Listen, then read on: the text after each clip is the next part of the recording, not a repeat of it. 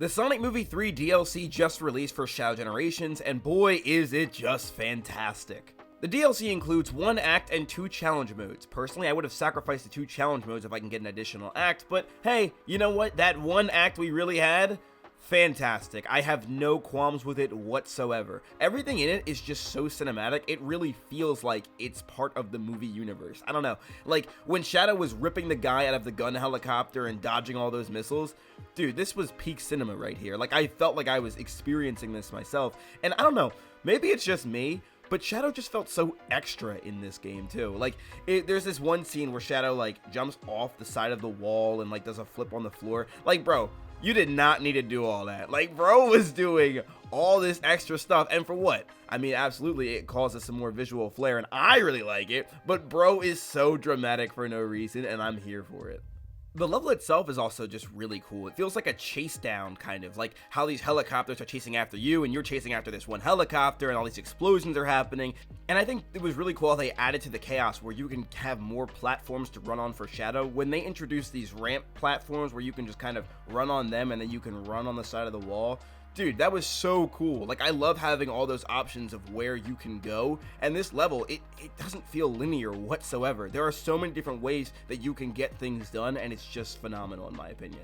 Now, I'm not chronically online, but I've seen some people talk about how Shadow's voice acting for this level by Keanu Reeves isn't the best. And I will admit, I think some of the deliveries can be better, like the way he says Chaos Control in one scene. I'll play it here. Chaos Control!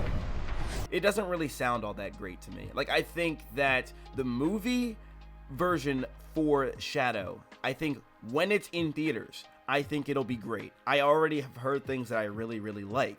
But for this, it just feels kind of monotonous. Like, I feel like Keanu just did, like, one read, and that was it. Like, they didn't do, like, you know, any kind of suggestions on how he should do the read or anything like that. He just kind of read it as Shadow's voice, but with no real emotion. I don't know if that makes any sense, but it just kind of felt like it was really just a one note, one tone delivery each and every time. And the sad thing is, I know he could pull this off. Like, I mean, he's doing it well in the movies from what I'm hearing so far. This one just doesn't, I don't know, this one doesn't sound right to me. Not that there's an issue, but I think they could have did better here. Outside of that, the main level, Act 1 here, has little pictures you can pick up and look at in the collection room, which I think are pretty cool. They just serve as little screen grabs of what you see in the level. And maybe this is just me and my personal opinion talking here, but seeing these screen grabs and just seeing the model that Shadow has in this game, I think it looks great, and I really, really want to play with it outside of this level alone. And I get why they have it this way, just because they could probably only get Keanu for a couple lines, and that was just exclusively for that level. And to use the movie skin outside of that level, well, you'd have to have Keanu record more lines, which is more money, and the budget increases. You see, there's an issue there. But this is just me talking once more. I would not mind if I heard Kirk Thornton's Shadow's voice come out of the movie skin if it meant I got to see the skin in action in other levels. I just want more customization for these characters in the game, including the Sonic part, the Sonic Generations portion of the game, where there really is very limited customization options in terms of skins.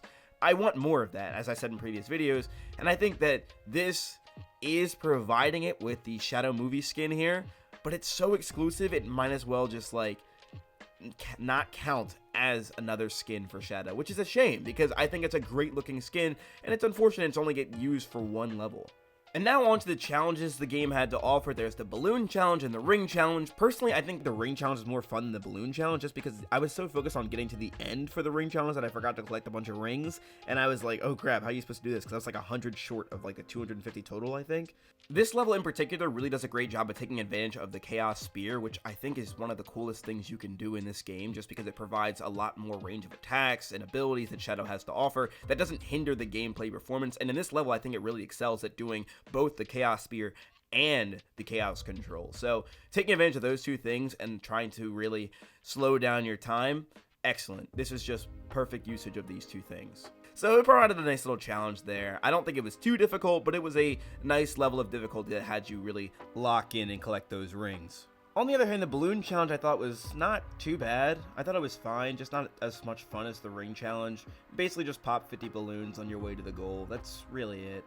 I don't really have too much to say about this one, to be honest with you. It was cool. Nothing really to write home about, though.